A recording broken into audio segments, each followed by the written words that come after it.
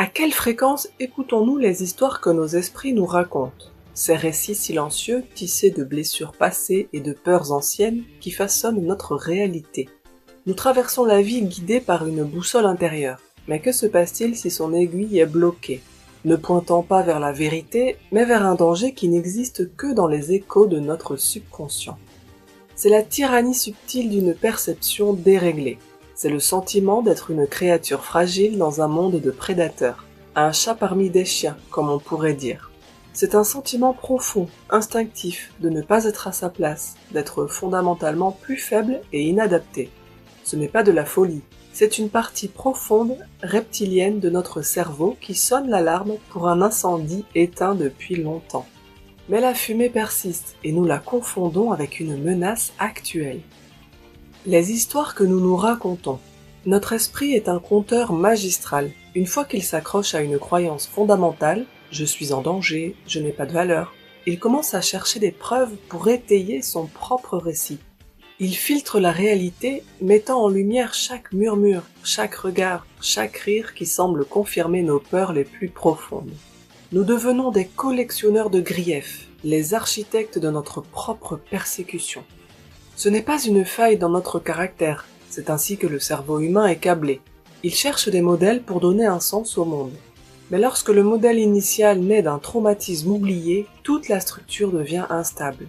Nous construisons une histoire de vie sur des fondations défectueuses, croyant que les murs se referment sur nous, alors qu'en réalité, nous nous tenons dans un champ ouvert. Les voix que nous entendons, les menaces que nous percevons, ne sont souvent que nos propres peurs qui se sont vues donner une voix, projetées sur le monde qui nous entoure. Nous croyons que les autres nous veulent du mal parce que, au fond, une partie de nous sent que nous le méritons. Ou plus subtilement, ce récit de persécution nous donne un étrange sentiment d'exister. Il devient une histoire à vivre, une identité à laquelle s'accrocher lorsque nous nous sentons perdus. La tyrannie du pas assez. Cette perception déformée du danger est presque toujours liée à un profond sentiment d'inadéquation. La conviction que nous ne sommes pas à la hauteur de la vie, que nous manquons de force, d'intelligence ou du droit de simplement exister parmi les autres.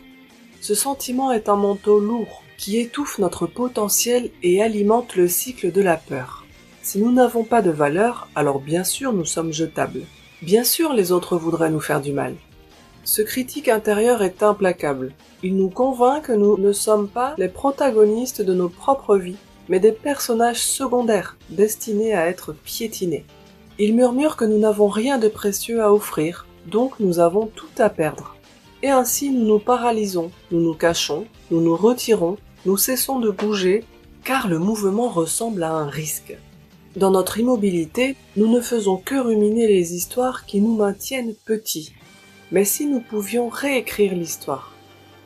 Le chemin vers le recalibrage. La transformation ne commence pas en combattant l'illusion, mais en comprenant son origine. Elle exige de se tourner vers l'intérieur et de demander « Où cette histoire a-t-elle commencé? De quelle blessure ancienne mon système essaie-t-il de me protéger ?» Votre monde intérieur n'est pas un champ de bataille, c'est un jardin.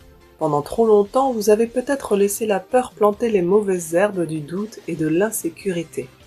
Mais vous avez le pouvoir de vous occuper de ce jardin, d'arracher les récits toxiques à la racine, de nourrir le sol avec l'estime de soi et de planter les graines d'une nouvelle histoire. Une histoire où vous n'êtes pas un chat parmi des chiens, mais un être souverain, marchant sur son propre chemin avec courage et grâce. La boussole n'est pas cassée. Elle a simplement besoin d'être recalibrée pour pointer à nouveau vers vous.